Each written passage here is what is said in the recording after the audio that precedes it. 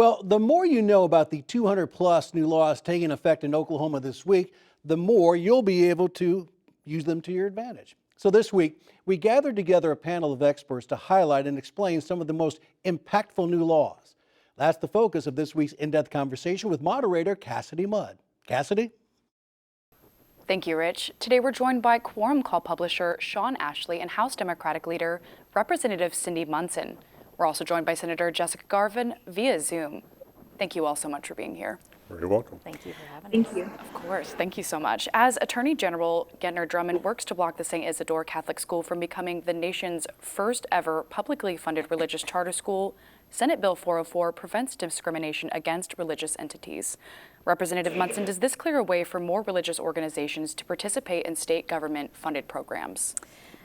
Unfortunately, I think that answer is yes. This is something that we brought up and when the bill came over to the House of Representatives. And I specifically actually brought up an article I had read in the Oklahoman about the Archdiocese making a comment saying they wanted to increase the number of Catholic schools in rural Oklahoma. And we know in rural Oklahoma, our families predominantly lean on our public school system. There are not charter schools or many private schools in those areas, and so our fear and concern is as this movement has been happening across the nation, but also in Oklahoma, to put public dollars toward private schools, that Senate Bill 404 would create a pathway through state statute. Of course, there's still the United States Constitution, the Oklahoma State Constitution, and I think that's where the Attorney General is coming from and protecting public dollars to go to public schools, but that was certainly a fear we had, and we're seeing that play out right now in Oklahoma. Senator Garvin, how do you feel about opening the door to public partnerships with those religious affiliated organizations?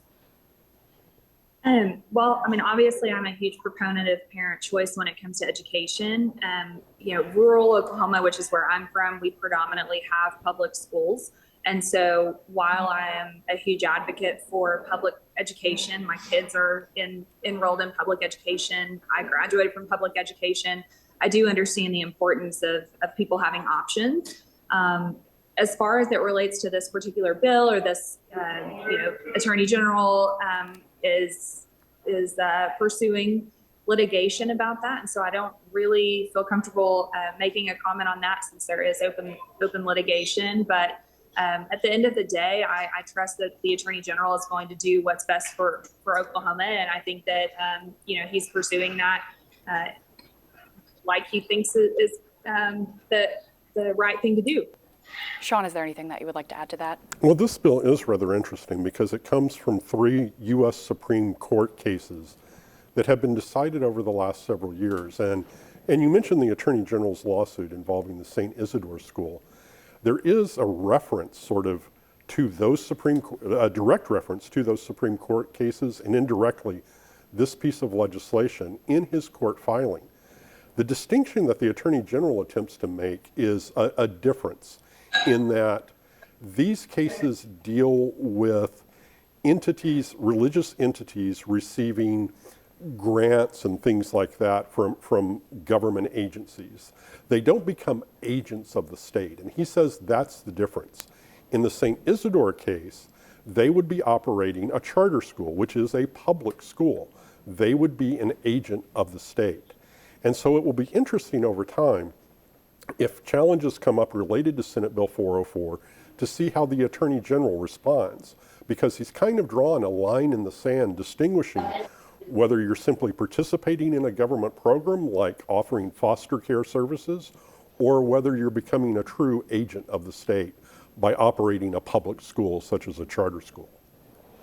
Sean, to follow with that, Senate Bill 516 abolishes the statewide virtual charter school board and replaces it with the statewide charter school board. Can you tell us a little bit about this move by lawmakers? Well, this is going to be interesting to watch unwind over the next year, really. Part of the bill took effect on Wednesday, November 1st.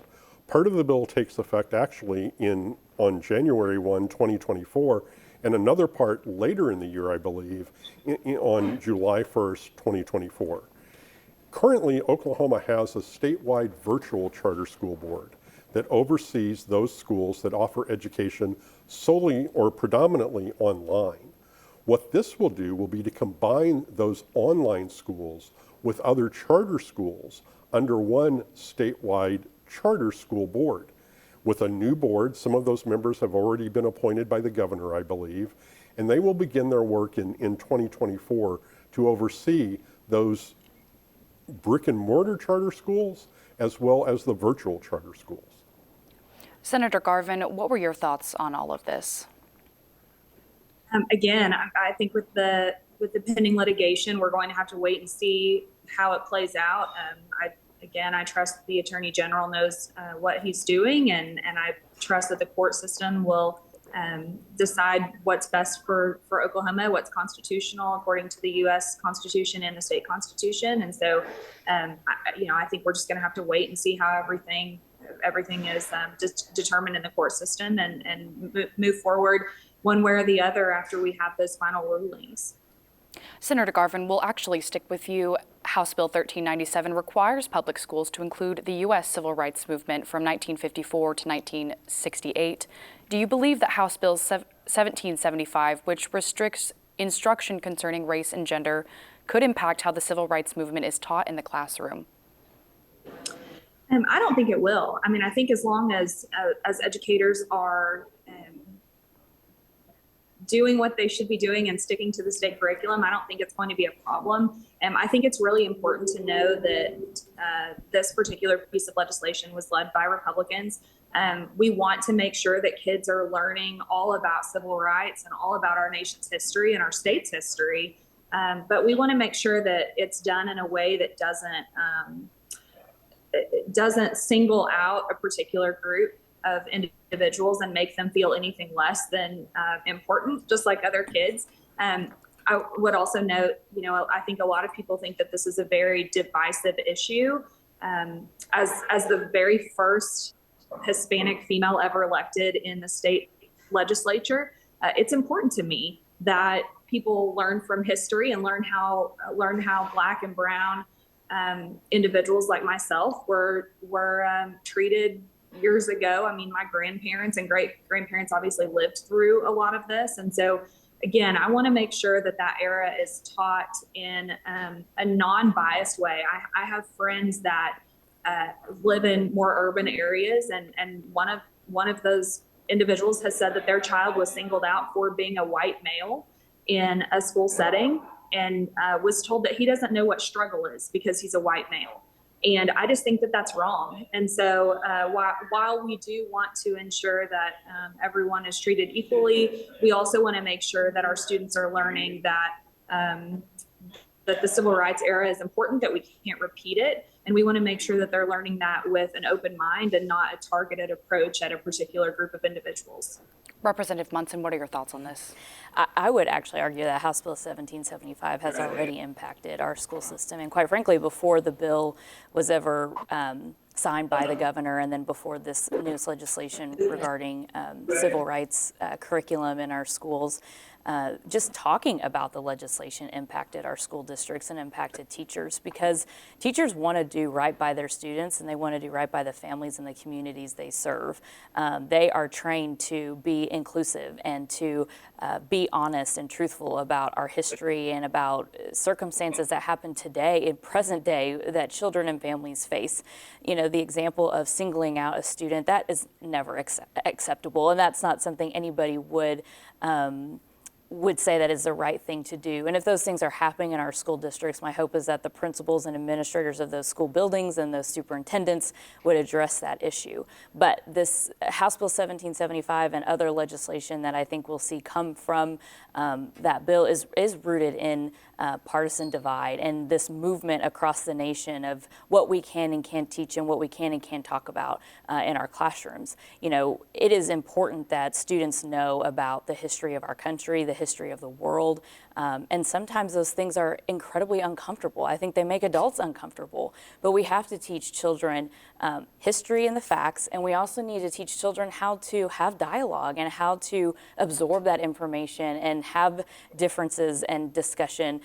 Similar to Senator Garvin, I'm the first and only Asian American woman to be elected to the state legislature and in state government, and there are things even in my own history that I didn't really know or understand, but throughout adulthood I have been able able to learn on my own, which I'm grateful for. But I wonder as a child if I had more access to learning about Asian American history or Asian history or leaders in general, what that might have done for me. And so it's important that our teachers have the skill sets and the resources they need to teach our schools. This bill, specifically addressing civil rights curriculum, that specifically says that the State Department of Education and the State Superintendent of Public Instruction would be essentially the final say of developing the curriculum and what would be taught. If you look at what we're living through today, we have a state superintendent who is politically charged, and so it is hard to believe that curriculum would be fair, that it would have all the information that teachers need to teach students, and that it wouldn't be biased. Instead, we should be looking at what curriculum are teachers using across the country, as opposed to just having one person be in charge of that. Sean, is there anything you'd like to add to that? Well, I think the senator and the representative have made an interesting point in a way that maybe the time period of this needs to be expanded. As we're sitting here with two history-making members of the legislature, it seems like 1968 may be too early a time to cut off discussions of civil rights in the United States and Oklahoma. Senator Garvin, let's jump back to you. In response to a growing number of foreign-owned illegal marijuana farming operations, you yourself and legislators passed Senate Bill 212, which tightens restrictions on foreign ownership of land in Oklahoma. Do you think this will help stop those illegal marijuana grows and work to better regulate the industry so it is safe for patients and cannabis workers? Yeah, so for the last 15 plus years of my life, I've worked in the healthcare space. That's all I've ever done really since I graduated, and I grew up in a home with a physician. And so medical education is really important to me. I think it's important for patients to know what they're putting in their body, and no matter if it's a holistic option like cannabis or if it's a prescription medication that comes from a pharmacy. It's extremely important that we focus on patient safety. And I've kind of led the charge in the Senate to ensure that we're doing that. And one of those things is the foreign land ownership. And there are people who really wonder how that really plays into patient safety. But in reality, when you have people that are illegally operating or legally operating for that matter, that are not paying attention to what they're producing, that's a problem. We know that a lot of the foreign land ownership that's happened across the state has negatively impacted not only the cannabis industry, but the agriculture industry. Law enforcement is having a large problem with enforcement as it relates to guns and human trafficking. And there's violence that occurs every day in some of those. Representative Munson, how do you feel this legislation will work to change the cannabis industry? Yeah, obviously this is an issue that's come up a lot in rural Oklahoma because that's where the land is. But it does come up in urban areas. I heard about it throughout the election cycle. I think this was probably one of the bipartisan bills that passed out of the House and the Senate. And at the end of the day, all of us want to ensure that the will of the people, the state question that was passed, that people get what they voted for. The other piece is making sure that public safety is a priority and making sure that we legitimize the industry. You have a lot of folks who have invested a lot of their own savings and money and changed careers to get into the medical marijuana industry. And so we want to make sure that those who are following the laws and following the policies and are in compliance with everything that they have to do, that they have a fair shot at having their business and making a living and taking care of their families and their communities. And so hopefully this legislation will happen. I think it is important to note, and something I tried to elevate with my constituents, is that the Oklahoma State Constitution already says that foreign entities or individuals cannot own land in the state of Oklahoma. Sean, any last thoughts? Well, we saw recently that Senator Michael Brooks announced that he had been working with Attorney General Gentner Drummond to clarify some of that language in its implementation, to make sure that individuals who might fall under the definite or the language non-citizen, but are legal residents of the U.S. and the state of Oklahoma, are given the opportunity to own that land and to invest in these businesses. And it just sort of shows how the legislative process and the implementation of these laws work. The bill was passed back before the end of May. It's taking effect on November 1st. And before that could occur, the Attorney General had to do a lot of work, and he worked with a member of the legislature at times to make sure that it was properly implemented. That sort of explains the delay between when it was originally passed and when it actually becomes implemented and enforced. That's just about all the time that we have. Once again, Sean Ashley at Quorum Call, Representative Cindy Munson, and via Zoom, Senator Jessica Garvin. Thank you all so much for joining us.